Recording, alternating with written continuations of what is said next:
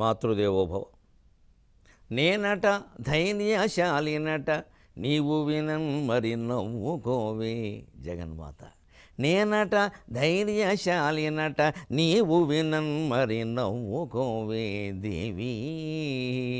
నను బ్రోవు మంచు పెదవిన్ వణకించడి అక్షరములన్ నేనిను వేడుకొన్న కరుణించిన లక్షల రక్షణ క్షణాలు దేవీ.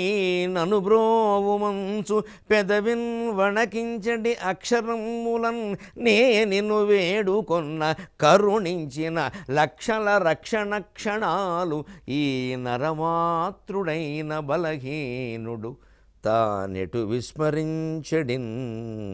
ఈ నరమాతృడైన బలహీనుడు తానెటు విస్మరించడిన్. నేనట ధైర్యశాలినట నీవు వినన్ మరి నవ్వుకోవే. ఏబిఎన్ ఆంధ్రజ్యోతి ప్రేక్షక మహాశయులందరికీ నవజీవన వేదం అనే కార్యక్రమంలో 1328వ భాగానికి, ప్రత్యేకించి లలితా సహస్రానికి సాగుతున్న సామాజిక వ్యాఖ్యలో 28వ భాగానికి స్వాగతం పలుకుతాం. స్తనభారదళన్ మధ్యపట్టబంధవళి త్రయాయై నమః. దానికి మనం చెప్పుకున్నాం. ఆ స్తన్యం యొక్క విశేషం అంత ఉంది కాబట్టి దాని గురించి ఈ 2-3 నామాలు చెప్పారు. తల్లిపాల మాసోత్సవం జరుగుతున్న సందర్భంగా తల్లులందరూ ఈ విషయాన్ని దృష్టిలో పెట్టుకోండి. అందుకే నేను మా అమ్మ గురించి చెప్పేటువంటి ప్రార్థనలో ఎప్పుడూ ఒకటి చాలా ఆర్ద్రంగా చెబుతాను. ఎప్పుడైనా తెలుగు సాహిత్యం పద్యాలు వీటి మీద నేను ప్రసంగం చేయవలసి వస్తే నేను అక్కడ ఒక ప్రార్థన పద్యం చదువుతాను ఖచ్చితంగా. పాలవి ఇచ్చెను తెలుగు భారతిలో మురిపాలనిచ్చెను. కేవలం పాలివ్వడం కాదమ్మా, మురిపాలివ్వాలి. పాలవి ఇచ్చెను తెలుగు భారతిలో మురిపాలనిచ్చెను. కేలునను గుబట్టెను మృగీ మదమందున నిగ్గుబట్టెను. లాలలు బోసెను సుఖ విలాలిత భోగి ఫలాలు బోసెను. చాలనలేని పద్య సుమ సౌరభముల్ వెదజల్లె గుండెలన్. చాలనలేని పద్య సుమ సౌరభముల్ వెదజల్లె గుండెలన్. శంకరాచార్య, అమ్మా నేను మా అమ్మ పాలు మాత్రమే తాగలేదు, నీ పాలు కూడా తాగి ఉంటాను, నువ్వు నాకు ప్రసాదంగా అనుగ్రహించి ఉంటావు. అందుకే దాక్షిణాత్యుడైన ఈ శిశువు అవత్తరాది కవులతో పండితులతో సమానంగా ఇటువంటి గ్రంథరచన చేయగలిగాడమ్మా నారాయణ. నేను మా అమ్మనే జగన్మాతగా భావిస్తాను కాబట్టి అసలు నువ్విచ్చిన పాలలోనే ఈ గుణాలన్నీ ఉన్నాయమ్మా అన్నాను. పాలవి ఇచ్చెను తెలుగు భారతిలో మురిపాలనిచ్చెను. లేకపోతే మా ఇంట్లో మరి 7 మగపిల్లలు ఉన్నారు, 2 ఆడపిల్లలు ఉన్నారు, 9 మందిలో పోనీ వెళ్ళిన వాళ్ళు వెళ్ళినా ఉన్నవాళ్ళు ఉండగా ఎవరికి అబ్బన తెలుగు సాహిత్యం నాకు అబ్బడం ఏమిటండి? వైదిక కుటుంబంలో మాకు వేద పండితులు ఉన్నారు, మాకేం లోట్లేదు, కానీ కవులు లేరు. 7 తరాలుగా కవులు లేరు. వెనక ఎప్పుడో రాళ్ళబండి కవితాప్రసాద్ గారికి నాకు కలిపి జుగల్బందీ నిర్వహించారు ఒక ప్రధానమైన పత్రిక వారు ఉగాది సందర్భంగా.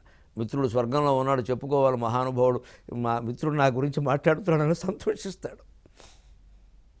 చాలా చిన్న వయస్సులో 50 ఏళ్ళు కూడా రాకుండా వెళ్ళిపోయాడండి మా మిత్రుడు రాళ్ళబండి కవితాప్రసాద్. అద్భుతమైన వ్యక్తి, మంచి పండితుడు, మంచి అవధాని, ద్విశత అవధానం చేశాడు 200 మందితో. మహానుభావుడు నిజంగా. ప్రభుత్వోద్యోగంలో నలిగిపోయాడు నిజంగా. లేదా ఆ వయస్సులో గుండెపోటు ఏమిటి, చాలా నలిగిపోయాడు ఆయనకి నాకు ఒకసారి ఇద్దరు అవధానులు కదా అని జుగల్బందీ చేస్తే ఇద్దరితో కలిపి పడితే ఆశ్చర్యకరమైన విషయం ఏంటంటే, మీకు ఈ కవిత్వం ఎలా వచ్చింది అని అడిగారు ఆయన్ని. అదే ప్రశ్న నన్ను వేశారు. ఇద్దరు ఒకటే ప్రశ్న వేస్తారుగా, జుగల్బందీ అంటే అదేగా మరి. వేస్తే అతను 7 తరాలుగా మా ఇంట్లో కవిత్వం ఉందన్నాడు ఆయన. వాళ్ళ తాతగారు వాళ్ళ నాన్నగారు అందరూ వాళ్ళకి మంచి కవులు. ఆయన అనగారు నేనన్నాను, అయితే అది ఆయనకి అర్హత అయితే 7 తరాలుగా మా ఇంట్లో ఉంటే కవిత్వం లేదు, నాకు అది అర్హత అన్నాను. మనం ఏదైనా అర్హతే తీసుకుంటే ఉండడం ఆయనకి అర్హత అయితే, లేకపోవడం నాకు అర్హత అన్నాను. ఎందుకంటే ఉండడం వల్ల వచ్చింది అనేది ఆయనకి అర్హత అయితే, లేకపోయినా వచ్చింది నాకు అర్హత కదా. అంచేది ఇప్పుడు ఆలోచించండి, సంపన్నత ఎంత అర్హతో దారిద్ర్యము అంతే అర్హత. లేని వాళ్ళం ఎందుకు అనుకోవాలి? లేకి వాళ్ళైతే బాధపడాలి, లేని వాళ్ళైతే బాధపడక్కర్లేదు. లేనివాడికే నిజానికి సంపాదించాలనే తపన ఉంటుంది, ఉన్నవాడికి బద్ధకం ఉంటుంది, వాడు కొడుకులకు కూడా ఉంటుంది, వాడు మనవాళ్ళకు కూడా ఉంటుంది. అది దరిద్రులు పడతారు ఈ ఉన్నవాళ్ళ కుటుంబాల్లో. ఎందుకంటే బాగా బద్ధకస్తులు పడతారు. బాగా ఉంది ఉంది ఉందని చెబుతూ ఉంటారు చిన్నప్పటి నుంచి, మొత్తం బద్ధకస్తులు పడతారు. అదే లేనివాడు కుటుంబంలో మనకి ఏముంది నాయన, సంపాదించుకోవాలైనా, ముద్దలేదు నాయన, తెల్లారితే ఏం చేయాలి అని తల్లి తండ్రి అంటూ ఉంటే వీళ్ళు కష్టపడడం నేర్చుకుంటారు. 1000 పడగల్లో విశ్వనాథ వారు చెబుతారు, ధనవంతులు వాళ్ళ పిల్లల్ని ఎంత దారుణంగా పెంచుతారు, ఎలా బద్ధకస్తులను తయారు చేస్తారు, అలాగే పేదవాళ్ళు ఎలా పెంచుతారో రెండూ పోల్చి చెబుతాడు ఆయన. నిజంగా పిల్లలు బాగా పెరగాలి, మంచి వాళ్ళు శ్రమపడే వ్యక్తులుగాను, ఆశావాదంతో ఉండే వ్యక్తులుగాను, కష్టపడేవాళ్ళుగాను తయారవ్వాలంటే పేదరికం ఒక గొప్ప అనుకూలమైన అంశం అండి. ఇది అనుకూలమైన అంశం. రేపటికి ఏమిటైనా కాస్త చదువుకున్నప్పుడే మనిషి కష్టపడతాడు, ఆ అవకాశం ఉండాలి. అలాగే విద్యైనా అంతే, కవిత్వం కూడా అంతే. మా ఇంట వంట 7 తరాలుగా ఎవరు పద్యాలు రాశారని నేను చూడలేదు, వినలేదు. నేను చిన్నప్పుడు ఏదో అల్లుతూ ఉంటేనే మా నాన్న ఆశ్చర్యపోయేవారు, ఎక్కడ లేదు నీకెలా వచ్చింది రాయని. ఈ సరస్వతి కటాక్షం దానికేమో జన్మాంతర సుకృతం, మహానుభావుడు అమ్మవారు ఇచ్చింది, దానికేం చేస్తాం. పూర్వజన్మలో శివారాధన చేస్తే ఈ జన్మలో సాహిత్యం వస్తుంది. శివారాధన, సరస్వతి ఆరాధన కాదు. సరస్వతి ఆరాధన చేస్తే నిలబడుతుంది. తంత్రశాస్త్రంలో చెబుతారు శివారాధన చేయాలట, కవిత్వం రావాలంటే. అది నిలబడడానికి సరస్వతిని ఆరాధించాలి, అది వేరే విషయం. శివారాధన చేస్తే సంపదలు, సాహిత్యం, కవిత్వం, నాట్యం, మృదంగం, సమస్త విద్యలు వస్తాయి. అన్నిటికీ మించి కైవల్యం వస్తుంది. అంచేత దేవతారాధనలో శివారాధన మించింది లేదు అసలు. అన్నీ ఇస్తాడు శివుడు. ఇతర దేవతలు ఎవరైనా సరే కొందరు కొన్నే ఇస్తారు, శివుడు అన్నీ ఇస్తాడు. ఆయన ఇవ్వలేందే లేదు, ఇంకా ఆయనకి ఏమీ అక్కర్లేదు కాబట్టి ఆయన అన్నీ ఇస్తాడు. కొన్ని కావాలనుకున్నవాడు కొన్నే ఇస్తాడు, ఏది అక్కర్లేదు అనుకున్నవాడు ఏదైనా ఇస్తాడు. ఒక ఆయనకి ఇంట్లో ఏది అక్కర్లేదు అనుకున్నాడండి, ఆయన ఇంటికి వెడితే ఏదైనా ఇచ్చేస్తాడు. ఏవో కొన్ని కావాలనుకున్నాడు కొన్నే ఇస్తాడు. లెక్క ఏది, శివుడు అంతే, ఆయనకి ఏం అక్కర్లేదు కాబట్టి అన్నీ ఇచ్చేస్తాడు. శివారాధన అంత గొప్పది. అలా ఏదో వచ్చిందేమో అన్నాను నేను. అలా నిజంగానే 7 తరాల బట్టి ఉండడం ఒక గొప్ప అయితే, లేకపోవడం ఇంకోటి. అంచేత నాకెలా వచ్చిందో పాలవి ఇచ్చను, తెలుగు భారతిలో మురిపాలను ఇచ్చను. మా అమ్మ పాలల్లో ఏం మురిపాలు ఉన్నాయో నా కోసం అవి నాకు వచ్చాయి. కేలున నొగ్గుబెట్టెను, మృగీమదమందున నిగ్గుబట్టెను. నాకు ఉగ్గిబట్టిందో లేదా మృగీమదంలో నిగ్గు, కస్తూరులో ఉండే నిగ్గు పట్టుంటుందండి మా అమ్మ. లేకపోతే కవిత్వం ఎందుకు వస్తుందండి? కస్తూరుల సుగంధంతో సుగంధభరితమైంది, వెలిగిపోయేది, మెరిసేది, మెరిపించేది, పెనునిద్దర వదిలించేది కావాలోయ్ నవకవనానికి అన్నాడు మా శ్రీశ్రీ. ఆ మెరుపులు నాకెలా వచ్చాయి? మా అమ్మ పేట తాగించిన ఉగ్గు కాకపోతే. అంచేత మృగీమదమందున నిగ్గుబట్టాను, ఉగ్గు పట్టలేదండి, నిగ్గు పట్టింది. అది మృగీమదంలో కస్తూరు నిగ్గు, ఆ మెరుపు. లాలలు పోసను సుఖవిలాళిత భోగి ఫలాలు పోసను. నాకు మామూలు చంటి పిల్లలకు నీళ్లు పోస్తే లాలా అంటారు, బహుశా ఆ లాల పోసి ఉండదు, ఫలాలు, భోగి ఫలాలు. ఆ చిన్నతనంలో 5-6 ఏళ్ల వరకు వరుసగా చేసేటువంటి భోగి పండుగలో ఇంటికి ఎవరెవరు పండితులు వచ్చారో, ఎవరెవరు ఆశీర్వదించి 4 రేగిపళ్ళు 5 పైసల బిళ్ళని ఎత్తి మీద పెట్టారో వాళ్ళ ఆశీర్వచనం వల్ల వచ్చింది ఇది. ఇలా చేసింది మా అమ్మ. ఆవిడికి నమస్కారం. చాలనలేని పద్యసుమ సౌరభములు వెదజల్లేకుంటున్నాయి. ఎంత చదివినా చాలు చాలు చాలు అనిపించట్లేదండి. 60 ఏళ్ళు వచ్చినా సరే ఇప్పటికీ ఇంకా నేను చదవని కావ్యాలు ఏమున్నాయో కొందాం, తెప్పిద్దాం, చదువుదాం, ఇదే గొడవ. తనివి తీరట్లేదు కావ్య పఠనంలో. అంతటి ఆ జిజ్ఞాసనిచ్చినటువంటి తల్లి రుణం ఎలా తీర్చుకుంటామండి? అంచేత పాలు తాగుతున్నాము అంటే రొమ్ము గుద్దకూడదు అంటారు. రాజకీయాల్లో బాగా వాడతారు. పార్టీకి అన్యాయం చేసి వేరే పార్టీలో జరిపితే తల్లి పాలు తాగి రొమ్ము గుద్దేసే రకం అంటారు. ఎంత ద్రోహమైన మాటగా ఎందుకు వాడుతున్నారో ఆలోచించండి. ఇవాళ యువతరం అంతా తెలుసుకోవాల్సిన విషయం. తల్లి తండ్రిని మనం వృద్ధాప్యంలో చూడడం లేదు అంటే తల్లి పాలు తాగి రొమ్ము గుద్దినట్టే లెక్క. మేము సీసా పాలు తాగాం, డబ్బా పాలు తాగాం అనద్దు. ఆ సీసాల డబ్బాలు కూడా వాళ్ళు ఇస్తేనే వచ్చాయి, లేకపోతే అది దిక్కులేదు. ఇది మనం గ్రహించాలి. కేవలం ఏదో శృంగారపరమైనటువంటి వర్ణనలుగా వీటిని భావించకూడదు. స్తనభారదళన్ మధ్యపట్ట బంధవళిత్రయాయై నమః అరుణారుణ కౌసుంభ వస్త్రభాస్వత్కటీ తట్యై నమః. 37వ నామం. అరుణ అరుణ కౌసుంభ వస్త్ర భాస్వత్కటీ తటీ. ఆ తటీకి ఈకారాంత స్త్రీలింగం కాబట్టి తట్యై నమః అని చతుర్థి విభక్తి ఏకవచనం వస్తుంది. నమఃకి ముందు ఎప్పుడు సంస్కృతంలో చతుర్థి విభక్తి ఏకవచనం ఉంటుంది, తెలుగులో షష్ఠీ విభక్తి ఏకవచనం ఉంటుంది. నీకు నమస్కారం అంటాం తెలుగులో, నీ కొరకు నమస్కారం అనం. సంస్కృతంలో నీ కొరకు అంటారు. అది భాషా సంప్రదాయం. తప్పు కాదు, ఒప్పు కాదు, భాషా సంప్రదాయం. నమస్కారానికి ముందు చతుర్థి విభక్తి ఏకవచనం వాడడం సంస్కృత భాషా సంప్రదాయం. తెలుగు షష్ఠీ విభక్తి ఏకవచనం వాడడం తెలుగు భాషా సంప్రదాయం. మనం ఏది మాట్లాడితే అదే ఉపయోగించాలి. కటీ తట్యై నమః. అరుణారుణ కౌసుంభ. కౌసుంభ వర్ణము అంటే కుంకుమ రంగు వేసినటువంటి బట్ట అన్నారండి. సహజంగా ఉండే బట్ట కాదు. రజకుడు అంటారు చాకలవాడిని, మీరు గమనించండి. ఎందుకంటారు? సంస్కృతంలో రజకుడు అంటారు. అసలు ఆ మాట రంజకుడు, రంజింపజేసేవాడు. ఈ రంజింపజేయడం అనేది రంగుకి సంబంధించింది. రంగులతో రంజింపజేసేవాడే రంజకుడు. ఎలాగా? పూర్వం తెలుపు తప్పితే, తెలుపు సహజంగా ఉండేవారు, అది తప్పితే నీలం కానీ, ఆకుపచ్చ కానీ, ఎరుపు కానీ, ఇంకే కాషాయం కానీ ఏదైనా సరే అద్దినటు మప్పినటువంటి రంగే మప్పామంటారు. మప్పితే చెరగదు. ఇంకా మప్పేశారని నేను అంటారు. మా వాడికి ఇవన్నీ లేవమ్మా, మప్పేశారంటారు. అంటే బాగా అద్దీశారన్నమాట, అద్దకం. అయితే ఇది అద్దకం కాదండి. ఆ రంగు నీళ్లల్లో తెల్లబట్టను ముంచేవారు. పూర్వం సన్యాసులందరూ కాషాయ వర్ణంలో కాషాయపు నీళ్లల్లో ముంచినటువంటి వస్త్రాన్ని ధరించేవారు. కంచి పరమాచారి ఎప్పుడు అలాగే ఉండేవారు. పట్టు బట్ట, పట్టు కాషాయం ధరించడం ఆయన విషయంలో మనం చూడం. ఇప్పుడు చాలా షోకులు వచ్చాయి, అవన్నీ వేరే విషయం. దానికి కంచులు మంచులు చాలా వచ్చాయి. అప్పుడు కేవలం రంగు నీళ్లలో ముంచిన బట్ట, అది తెల్లబట్టే. వితంతువులు ప్రాచీన సంప్రదాయాన్ని పాటించేవారు, కేవలం తెల్లబట్టే ధరించేవారు. సర్వసంగ పరిత్యాగులైన సన్యాసులు కాషాయంలో ముంచిన బట్ట ధరించేవారు.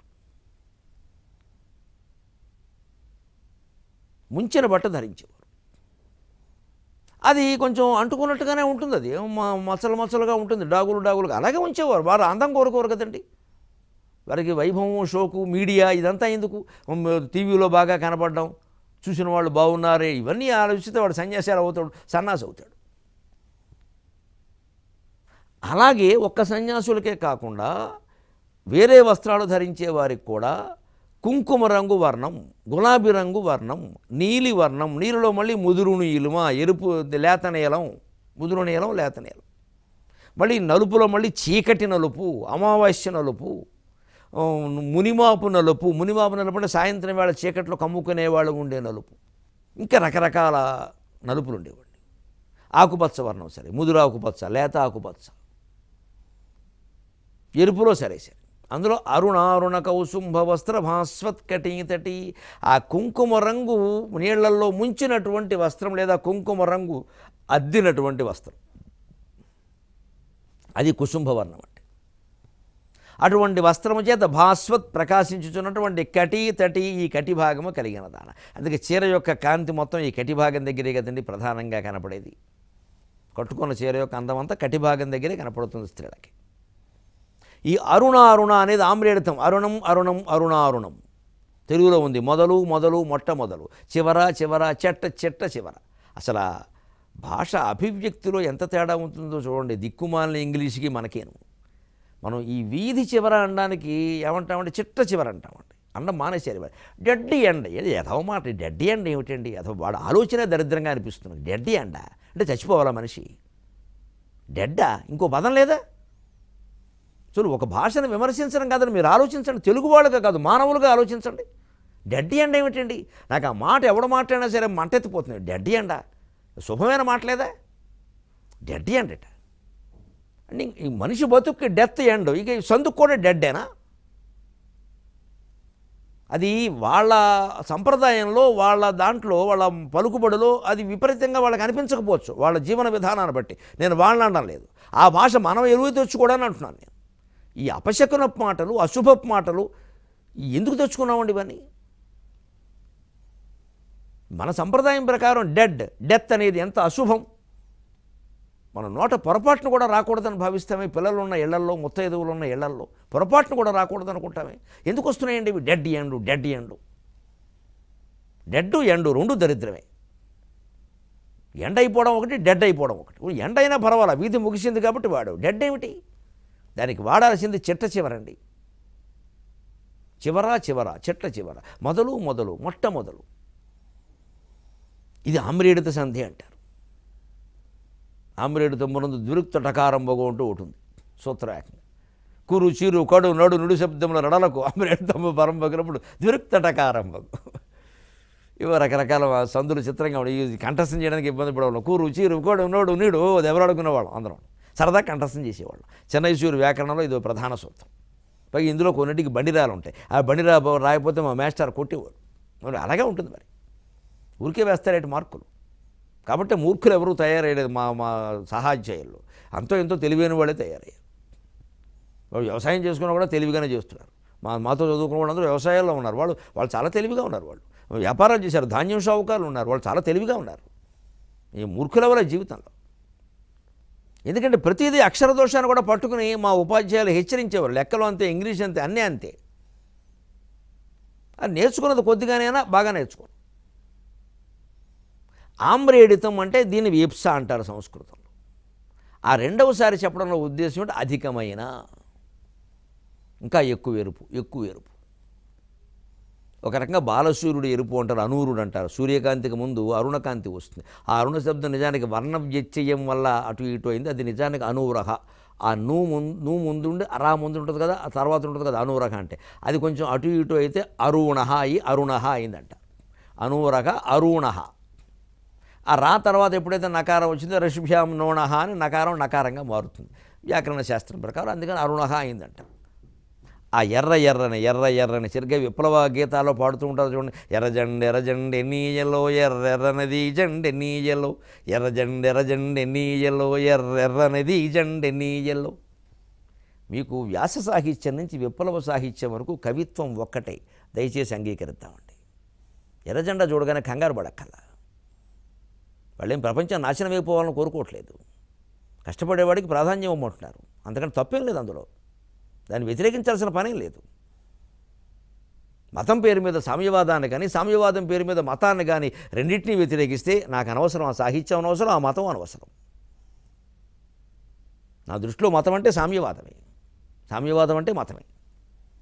భగవంతుడు లేకుండా సామ్యవాదం కుదరదు. భగవంతుడే అందరినీ సమానం చేసే ఒకే ఒక పదార్థం. సమానత్వం అందరిలోనూ సమానంగా ఉన్నది ఆత్మ. ఆత్మజ్ఞానం లేకుండా సామ్యవాదం ఎప్పటికీ సాధ్యం కాదు. భౌతిక సామ్యవాదం అనేది అసాధ్యమైన విషయం. నైతిక సామ్యవాదం, ఆధ్యాత్మిక సామ్యవాదం, స్పిరిచువల్ కమ్యూనిజం, వివేకానందుడు చెప్పింది అదే సిద్ధాంతం, అదే సాధ్యం, అదే శంకరాచార్య చెప్పారు. సమానంగా ఉన్నది ఆత్మ. శరీరాలు ఎలా సమానంగా ఉంటాయండి? అర్థం లేని అసలు జుట్టే సమానంగా లేదు అందరికీను. ఎలా సమానంగా ఉంటాయి? చేస్తాడు, కత్తిరించేస్తాడా? అది అజ్ఞానం. అది ఎంత అజ్ఞానమో సామ్యవాదం భగవంతుడికి వ్యతిరేకం అనుకోవడం అది కూడా అజ్ఞానమే. భగవంతుడు అంటేనే సామ్యవాదం. సమహ లలితా సహస్రం చెప్పాను నేను. సకారంతో 122 నామాలు, మకారంతో 112 నామాలు ఉన్నాయి. ఎక్కువ నామాలు మొత్తం సకార మకారాలతో ఉన్నాయి. సకార మకారాలు కలిపితే సమహ. మరి లలితా సహస్రం సామ్యవాదం కాకపోతే ఏంటట? ఆ బ్రహ్మకేట జనని అంటే ఏమిటి? మనకి ఇష్టం వచ్చిన అర్థాలు చెప్పుకోకూడదండి. కాస్త సహృదయంతో ఆలోచిస్తే అసలైన అర్థం తెలుస్తుంది. అమ్మవారు తోచేలా చేస్తుంది. వీడు జగత్తంతర కోసం తాపత్రయపడుతున్నాడు రా అని. అందుకని ఒక వర్గం కోసం కాదు మనం తాపత్రయం. లేదా మంత్రాలు యోగాలు చెప్పేసి అందరికీ చేతపడి నేర్పడానికి కాదు ఇది. భయపడ్డానికి. మొత్తం సమాజంలో ఒక సమరసపూర్వకమైన వాతావరణాన్ని స్థాపించడానికే ఈ లలితా సహస్ర సామాజిక వ్యాఖ్య.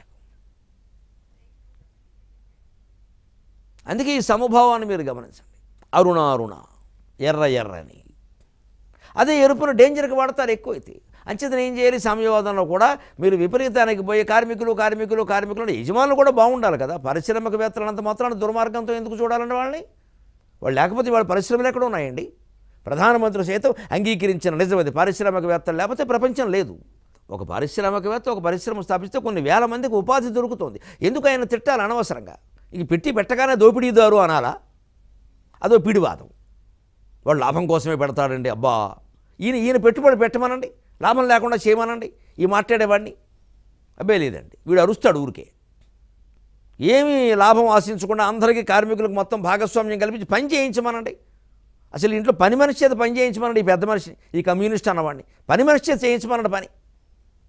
అది కష్టమైపోతుందండి. వాడు ఎక్కడ ఉండాల్సిన వాడిని అక్కడ ఉంచకపోతే ఎవడు పని చేయడండి. అది కూడా గ్రహించాలండి సామ్యవాదులు అందరూ. అందరినీ నెత్తి మీద ఎక్కించుకుంటే నెత్తి మీద వెంట్రుకలు ఉండవండి, నెత్తే ఉండదండి. అంచేతన సామ్యత, సమానత్వం అనేది ఆత్మపరంగా సాధ్యం, హృదయపరంగా సాధ్యం, భావపరంగా సాధ్యం. భావాద్వైతం సదా కుర్యాత్ క్రియాద్వైతం నకించన స్పష్టంగా చెప్పారు శంకరాచార్య. అద్వైతం భావాలలోనే సాధ్యం అవుతుంది, హృదయంలోనే సాధ్యం అవుతుంది, క్రియలో సాధ్యం కాదు. పిచ్చి వేషాలు వేయకండి అని చెప్పారు. గురువు శిష్యుడు వేరుగా లేనిదే బోధ ఎలాగా? భగవంతుడు భక్తుడు వేరుగా లేనిదే పూజ ఎలాగా? అయ్యా భార్యాభర్త వేరుగా లేనిదే వ్యవహారం ఎలాగా? ఇంక వివరిస్తే బాగుండదు కానీ ఏదైనా అంతే. తండ్రి కొడుకు వేరుగా లేనిదే వ్యవహారం ఎలాగా? ఎవరినెవరు గౌరవించాలి? గురువు శిష్యుడు వేరుగా లేకపోతే వ్యవహారం ఎలాగా? ఎవరినెవరు గౌరవించాలి?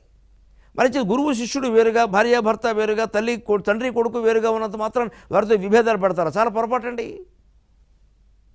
విశ్వం దర్పణ దక్షిణామూర్తి స్తోత్రంలో స్పష్టంగా చెబుతారు. శిష్యాచార్యతయా తథైవ పితృపుత్రాద్యాత్మనాభేదతః స్వప్నే జాగ్రత్తవాయ ఏష పురుషో మాయా పరిభ్రామితః తస్మై శ్రీగురుమూర్తయే విశ్వం పశ్యతి కార్యకారణతయా స్వస్వామి సంబంధతః శిష్యాచార్యతయా తథైవ పితృపుత్రాద్యాత్మనాభేదతః స్వప్నే జాగ్రత్తవా ఏష పురుషో మాయా పరిభ్రామితః తస్మై శ్రీగురుమూర్తయే నమ ఇదం శ్రీదక్షిణామూర్తయే అనుకున్న సామ్యవాదం మొత్తాన్ని దక్షిణామూర్తి స్తోత్రంలో 9వ శ్లోకంలో సాధించి చూపించారు శంకరాచార్య. ఈ దృష్టితో చూడవయ్యా నీకు సామ్యవాదం అర్థమవుతుంది. మనకి దృష్టి కాదు కావాల్సింది, పుష్టి. బాగా లావుగా ఒకడు ఎదిగిపోవాలి, ఒకడు తగ్గిపోవాలి. ఎవడు ఎదిగినా ఇంకోటి తొక్కేస్తాడు. మీరు గమనించండి. ఏ కులాలు, ఏ వర్గాలు, ఏ జాతులు ఇదివరకు అవమానపడ్డాయి, కించబడ్డాయి, ఏదో కొంచెబడ్డాయి అనుకుంటారు. వాళ్ళకి పెత్తనం రాగానే వాళ్ళు ఇంకోళ్ళని తొక్కేశారు. చరిత్ర చెప్పిన సత్యం ఇది. గ్రహించకపోవడం మన అజ్ఞానం. ఎందుకు జరుగుతుంది ఇది? అహం అహం అహం, మమ మమ మమ. ప్రపంచానికి రెండే శత్రువులు, అహం మమ. వర్గాలు కాదు, వైరుధ్యాలు కాదు, రంగులు కాదు, వాదాలు కాదు, సిద్ధాంతాలు కాదు. ఈ అహం మమ పోయే ఉపాయం చెప్పమనండి, చూద్దాం. ఏదైనా పర్వాలేదు. దేవుడు లేకుండా ఇది సాధ్యం కాదు. ఆత్మజ్ఞానం లేకుండా అసలే సాధ్యం కాదు. ఏ నాస్తికతలు, ఏ ఆస్తికతలు, ఏ సామ్యవాదాలు సాధించలేవు. ఒక్క భక్తి మాత్రమే, ఒక్క జ్ఞానం మాత్రమే, అది కూడా అద్వైత సిద్ధాంతం మాత్రమే సాధిస్తుంది. దాన్ని కూడా సిద్ధాంత రూపంగా మీరు రొడ్డకొట్టుడు కొడితే కష్టం. దాన్ని అనుభూత్యాత్మకం చేయాలి. అద్వైతం అనుభూత్యాత్మకం, అది సిద్ధాంతంగా చెప్పొద్దు, అది రాద్ధాంతం అయిపోతుంది. ఆ అనుభూతికే కవిత్వం. అరుణారుణ కౌసుంభ వస్త్రభాస్వత్ కటై తట్యై నమక. ఆ ఎర్రని అరుణారుణ వర్ణం బాలసూర్యుడు ఉదయిస్తూ ఉంటే ఎటువంటి రంగులో మెరిసిపోతూ ఉంటాడండి. ఆ వర్ణం చీర ధరించింది అంటే ఉదయం అనేది ఆ రోజు మొదలవడానికి ప్రారంభమే కదా, మొదలే కదా. అలాగే సృష్టికి ప్రారంభం రజోగుణం. ఆ రజోగుణం రంగు ఎరుపు, ఆమ్రేణితం ఎరుపు, అరుణారుణం. అందుకని ఆ వస్త్రం ధరించింది. ఇంకో వస్త్రం లేక ఆవిడ కొనుక్కోలేక, కట్టుకోలేక. రజకులు ఆ వర్ణంలో ముంచి ఆ చీరలు అందించేవారు. అందుకని ఆ వర్ణం ద్వారా రాగరంజితం చేసినట్టుగా బట్టలను, వారు తెల్లని వస్త్రాలని వర్ణరంజితం చేసేవారు. వచ్చిన వాళ్ళు ఏ వర్ణం కోరితే ఆ వర్ణం వేసేవారు. అలా రంజింప చేస్తున్నారు కాబట్టి రంజకులు అన్నారు. తర్వాత పలుకుబళ్ళు రజకులు అయింది. ఒక్కొక్క కులం పేరు వెనకాల, వృత్తి పేరు వెనకాల ఎంత పవిత్రమైనటువంటి చరిత్ర ఉందండి భాషాపరంగా. ఇవన్నీ చెప్పి చాకళ్ళని, మంగళ్ళని అందరినీ మన సోదరులుగా మనం గౌరవిద్దామా? లేకపోతే వారో సంఘం వీరో సంఘం పెట్టుకుని కార్పొరేషన్లు కోట్ల కోసం కొట్టేసుకుందామా? మమ్మల్ని రిజర్వేషన్లో చేర్చండి, మమ్మల్ని రిజర్వేషన్లో చేర్చండి. అసలు అందరు మానవుల్ని చేర్చేయని గొడవ వదిలిపోతుంది. ఎందుకు వచ్చింది ఇది? ఎక్కడికైనా తగులుతుంది. జనాభాను బట్టి రిజర్వేషన్ అంటే అప్పుడేమవుతుంది? మన కులం వాళ్ళ జనాభా పెరగాలి అని ప్రతి కులం వాడు పట్టెడతాడు. మొత్తం దేశం నాశనం అయిపోతుంది. పొట్ట పగిలిపోతుంది భారతమాతకి. పొట్ట పగిలిపోతుంది మొత్తం అందరి కులాల వాళ్ళు జనాభాను పెంచేస్తే. మరి పెంచకపోతే మాకు ప్రాధాన్యం లేదంట. అదిగో వాళ్ళకి బలం ఎక్కువ, వాళ్ళకి జనం ఎక్కువ ఉన్నారు, అందుకే వాళ్ళని రిజర్వేషన్లో చేర్చారు. మనకు బలం లేదు, అందుకని మన వాళ్ళు ఒక్కొక్కళ్ళు 10 మందిని కానండి మొత్తం రాయి మీద రాయించండి కులం పేరు అంటే మొత్తం భారతమాతకు పొట్ట పగిలిపోతుందండి. మనం ఎవరూ విశాల భావంతో ఆలోచించకపోతే తెమిలే సమస్య కాదు ఇది. రాజకీయవాదులు తేల్చగలరు దీన్ని, ఆధ్యాత్మికవాదులు తేల్చగలరు దీన్ని ఆత్మజ్ఞానం ద్వారా, అజ్ఞాన నివృత్తి ద్వారా. అంచేత ఆధ్యాత్మికత రాజకీయం కలవలసిందే. అప్పుడు ఆధ్యాత్మికవాదులు రాజకీయానికి అంటగాక్కూడదు. కలవడం అంటే భుజాలు వేసి తిరిగేయడం కదా, అంటగాక్కూడదు. మొత్తం అంతా మనకి సామాజిక సంక్షేమం కోసమే, మనకి పదవక్కర్లేదు. దానికి ఈ మాటలు చాలు. నేను ఎమ్మెల్యేగానో ఎంపీగానో పోటీ చేయక్కర్లా, మళ్ళీ అప్పులు చేసి బాధపడక్కర్లేదు. ఈ మాటలు చాలు. అప్పుడు ప్రజల్లో చైతన్యం కలుగుతూ ఉంటే ఎవరిని ఎన్నుకోవాలో వారు నిర్ణయించుకుంటారు. ఆ జ్ఞాన చైతన్యాన్ని కలిగించడమే ప్రవచనకర్త లక్షణం. అమ్మవారు నేను సదా ప్రార్థించేది ఏదో ఆ శక్తి నాకు ఇయ్యమో చాలు, నా శక్తి మేరకు చేస్తున్నా, ఇంకేదైనా అవసరమైతే నువ్వు ఇచ్చి, లేకపోతే నువ్వు ఇచ్చినంతే వినియోగిస్తా, లేని శక్తి ఎక్కడి నుంచి వస్తుంది? అరుణారుణ కౌసుంభ వస్త్రభాస్వత్ కటీ తట్యేనమ. ఇప్పుడు మరొక అద్భుతమైన నామం 38వ రత్న కింకిణికారంయ రచనాదామ భూషితాయై నమః. అమ్మవారి వడ్డాణం అండి, రచనాదామము. ఆ వడ్డానానికి దానికి అలా నిలబడడం కోసమని మొలనూలులా బంధించు, అదే రచనాదామం. దానికి రత్నకింకిణులు ఉన్నాయట, గల్లు గల్లును మోగేటువంటి మువ్వలు రత్నాలతో తయారు చేసినవి ఉండేవి. దాంతో అది చాలా రమ్యంగా ఉండేది. ఏమిటి దీని వెనకాల విశేషం? ఈ ఆభరణంలో ఉండే సామాజికత ఏమిటి, ఆధ్యాత్మికత ఏమిటి, భాషాపరమైన విశేషాలు ఏమిటి? ఇవన్నీ 23:30 గంటల్లో మనం తెలుసుకుందాం. అంతవరకు తెలుగులో మాట్లాడదాం. సెలవు.